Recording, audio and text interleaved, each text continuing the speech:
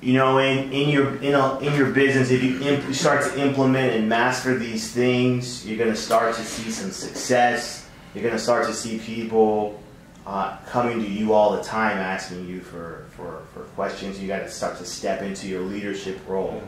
How did you transition from, or when did you start to understand, like, okay, I'm at a different level now. You know, I need to like really be aware of what I'm doing and the way other people are looking at me. Yeah, that's a good question. I think it first starts when you go to like maybe some of these events that your company throws and people start to recognize you that you don't know, right? And people are coming up to you asking you for advice, even asking you for like a picture, you know what I'm saying? That's when you kind of start to realize, like, you know, damn, I'm doing some major stuff, right? That's from like a public standpoint. I also think too, when you start to, you know, generate some significant income, you know, and you start to realize, like, wow, this is coming in because I have a ton of people that are on my team, right? You start to look at everything that's going on, and you know that there's a difference in your life right now, right? So you got to be more aware, right, of some of the things that you're doing, because now there's so many eyes that are on you. From a leadership standpoint, right? People are looking at you like, what are you doing next? Because then they're going to want to follow suit. And also you got to look at it from a, you know, a responsibility standpoint, right? Because, you know, the way that you are will determine how some of your teammates may also, again, they'll follow suit. But it's a good and bad thing. It could be good. It could be, they could follow you and do something bad. They could follow you and do something good. So you always kind of got to be on top of yourself as far as, you know, your level of, I would just say, you know, activity publicly. You know, there's a lot of things that falls into that. So, as a leader, you have a responsibility to, I would say, you have a responsibility to put your teammates on the proper track. Right? Yeah. You have a responsibility to help get them on this path to where you are. Now, the thing is with networking is the more people that you can get, you know, to or close enough to where you are, obviously the more money you'll be making, and, you know, the higher you'll become, like, in your rank or whatever the case may be. I have kind of like this, I don't want to say, it's not a system, but it's a way that I work, right? And like I call them like the 5 laws to freedom. People be using, you know, 5 steps to leadership, whatever the case may be. But it's 5 things that, you know, I do or I've done, you know, to help me get to where I am today. And it's tied into, obviously, every step of the way in the business. So the first thing, right, is showing somebody the business, right? Step 1, showing somebody the business. Someone has to see the presentation. You can't just sit there in your house all day wondering and wishing, what is there out there in the world for me, right? How can I possibly become more successful? No, get outside, show somebody the presentation. If they get started, right, you gotta now go to step 2. Step 2 is showing them what to do. So I mentioned to you earlier, right, like, if someone wants to share the presentation with somebody and they just got started, more than likely it's probably better for them to bring somebody else along with them, because they don't know really what to do. And it's good to have somebody else along that does know what to do, so that you can kind of catch, you know, the drift on what it is that you need to be doing.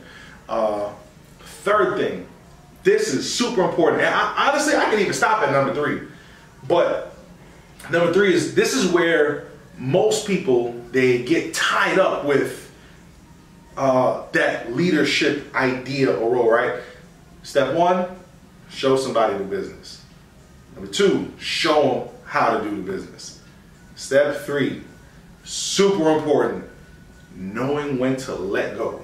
Step 3 is knowing when to let go. It's important to realize that, right? So some people they'll get comfortable with the results they're getting, right? And what will happen is people will start to expect you. So if I put somebody in the business and I'm working with them consistently and we're achieving results together, right? If I don't know when to let them go, if I don't let them go soon enough, they're gonna continue to expect me to do what it is that I'm doing, like doing all the presentations, all the meetings, all the stuff, because they're gonna think that that's the way how it works. You know, they don't know any better, right? Mm-hmm. And you as a leader, you gotta understand, okay, cool, your job is to teach them how to go about and do this on your own, because if you don't do that, all you've done is created another job for yourself. You know what I'm saying? But people get caught up with, and another thing too, what people get caught up with, right, is they like that feeling of people need me. I'm the man. They need me. They need me to go do the presentation. Yeah. You know, and you got to get over that, because that at the end of the day, it doesn't help. It really don't help. I mean, if you want just that, you got. Yeah, you heard it. Remember what I said earlier?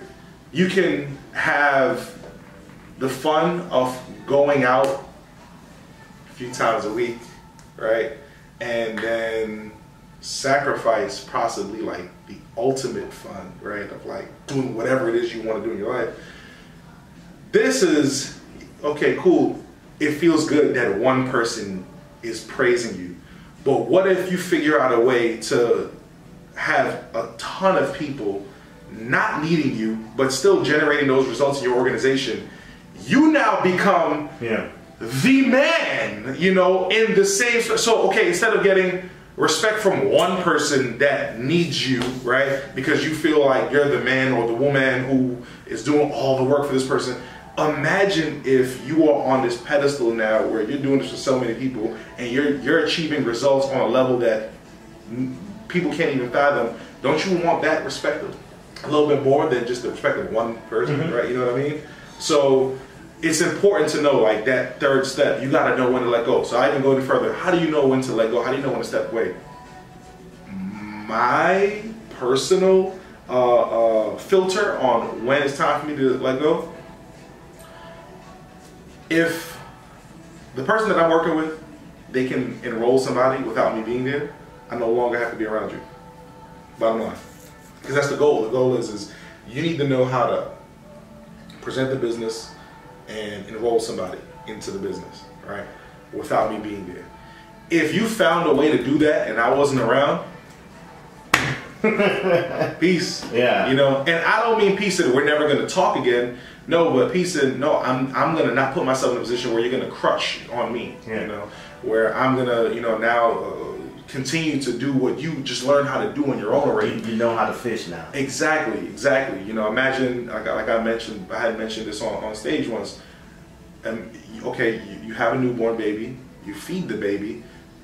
How stupid do you look when you're still feeding this baby when this baby is now 12 years old? You know, no, you don't know.